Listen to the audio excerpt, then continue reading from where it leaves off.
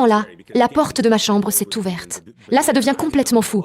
Alors la porte s'est ouverte et une silhouette est entrée. Une silhouette immense. Elle mesurait environ 3 mètres, 3 mètres et demi, et elle était recouverte d'une ombre opaque à travers laquelle on ne pouvait rien voir. Je sais que ça a l'air bizarre dit comme ça, mais c'est vraiment ce que j'ai vu. Et ce qui m'a marqué surtout, c'est que cette silhouette était énorme. Maintenant, je sais que c'était un démon, mais à l'époque, je ne savais pas que c'en était un. Vous savez, dans l'islam, on a ces choses appelées djinns. Ce sont des esprits, et moi je pensais que c'en était un. Mais une fois entré dans la chambre, cet esprit a commencé à marcher vers moi. Il a dit « Je vais te... tu vas mourir ce soir ». Quand il me parlait, je l'entendais directement dans ma tête et pas dans mes oreilles. C'était une communication sans parole en quelque sorte. J'étais complètement paniquée. Je n'arrivais pas à réaliser ce qui m'arrivait. Je me disais « Mais s'il m'arrive ça, c'est parce que j'ai dû faire quelque chose de mal. J'ai dû attirer sur moi la colère de quelqu'un. Mais qui ?» La première personne à qui j'ai pensé, c'est Allah. Je me suis dit, Allah est en colère contre moi. Mais juste après, je me suis dit, non, c'est pas Allah. Peut-être que c'est Jésus. Oui, c'est sûrement Jésus qui me punit. Parce que c'est vrai, je m'étais moquée de lui devant les amis de mon frère. J'étais toujours dans la contradiction pour donner tort aux chrétiens. Et puis je faisais tout le temps des blagues sur Jésus. Et pendant tout ce temps-là où je réfléchissais paniquée, la créature se rapprochait de plus en plus. Je me suis alors mis à prier tous les dieux possibles et inimaginables. J'ai invoqué Allah, Dieu, etc. Mais l'esprit continuait de se rapprocher et il est finalement arrivé jusqu'à moi. Mais au moment où j'ai cru qu'il allait me faire du mal, il a soudain disparu, d'un coup. Et tout ce qui me tenait, me ficelait, m'a lâché instantanément. J'étais complètement sonnée dans mon lit en état de choc. Qu'est-ce qui venait de se passer?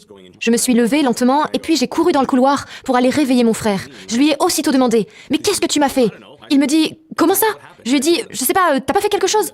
Et là, je lui ai tout raconté. Il m'a demandé si c'était un rêve. Je lui ai dit « Mais non, j'étais pas encore couchée, je me suis même pas endormie. » Alors je lui ai tout raconté dans les détails. Et là, lui, il s'est mis à sourire. Je lui ai demandé « Mais pourquoi tu souris ?» Parce qu'il avait l'air fou à sourire comme ça. Et je lui ai dit « Ça peut pas être vrai, hein ?» Il m'a répondu « Ben si, ce genre de choses, c'est dans la Bible. » Je lui ai dit « Quoi? Qu'est-ce qui est dans la Bible ?» Ben des histoires comme ça, avec des démons, des anges, Jésus qui chasse les démons, etc. Moi, je n'en avais jamais entendu parler. Parce que dans l'islam, surtout dans le Coran, il n'y a pas d'histoire surnaturelle. Vous savez, on ne parle pas de ce genre de choses. Mon frère a alors essayé de m'expliquer ce que cette attaque pouvait signifier. Peut-être que l'ennemi voulait me faire peur pour m'éloigner de toute spiritualité. Ou peut-être que Dieu m'avait choisi et que l'ennemi voulait me combattre et me détruire. Il était en train de m'expliquer toutes ces choses, mais en fait, j'étais tellement angoissée à l'idée que cet esprit pouvait revenir, et j'étais même persuadée qu'il allait revenir pour me parce qu'il n'en avait pas fini avec moi. Alors mon frère m'a dit qu'il ne connaissait qu'une seule personne qui avait autorité sur les démons et les anges. J'ai demandé « Qui ça ?» Il m'a dit « Jésus ». J'ai dit « Ok ».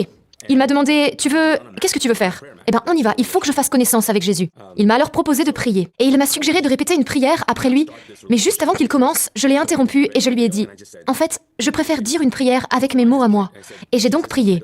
J'ai dit « Jésus, je ne sais pas qui tu es, je ne peux pas dire que je t'aime parce que je ne te connais pas. Je ne peux pas non plus dire que tu es le Seigneur de ma vie parce que je ne sais rien de toi. Enfin bref, mais je sais que si tu me sauves de cette chose, de cet esprit-là, alors je te donnerai tout. »